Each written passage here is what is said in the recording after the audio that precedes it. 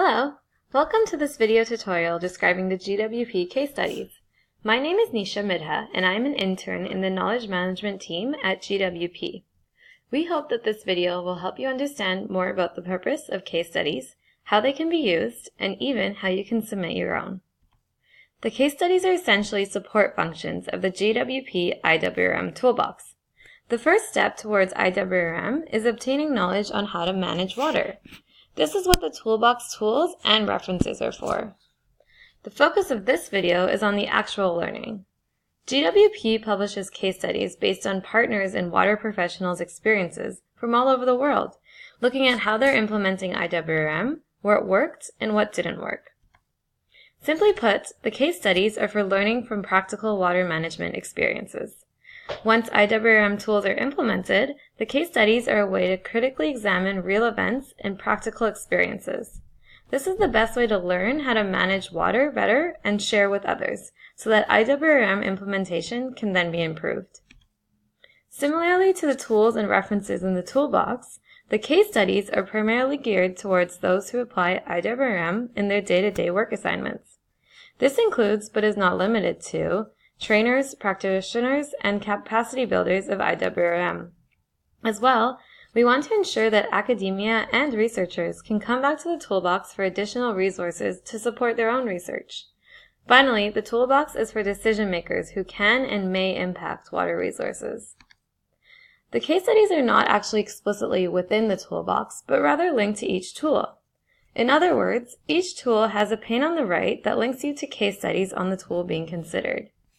You can also access all of GWP's case studies through the Learn tab at the top under Knowledge Resources. All of the case studies are arranged as well into continents and regions. Let's look at one case study as an example of the contents you'll find. Each case study is presented on the GWP website as a one-page summary including a brief description, the actions taken, and the lessons learned. If you want to read further and understand more details, there will always be the full-length case study linked on the right. Of course, we also want to encourage you to apply these lessons to your own locations. If you ever need to contact the author to discuss further, contact information is also always included in the summary page on the right. It may be the case that your organization or region has applied some of the IWRM tools yourself. We encourage and love to receive new case studies. Check out the guidelines for our case studies at the link here and see if you fulfill the criteria for a case study. Once you're confident you may have a good idea, please submit a proposal using the template provided within the guideline document. So how do you know if your case study is appropriate? Here are some of the criteria for case studies that we consider. Firstly, the case study should apply tools within the toolbox and show how these are used across multiple sectors to support IWRM. The case study is encouraged to include both successes and failures.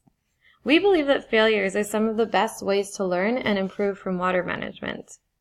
As well, case studies should address a problem or concern that is widely faced by the water community. Finally, it should be written and applicable to a very broad audience. We should also look at what we're trying to avoid with some of the case studies. First and foremost, they should be reflections of actual practice and should not be based on only theory.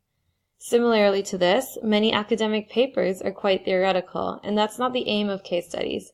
We really want real examples of real people trying to implement IWRM.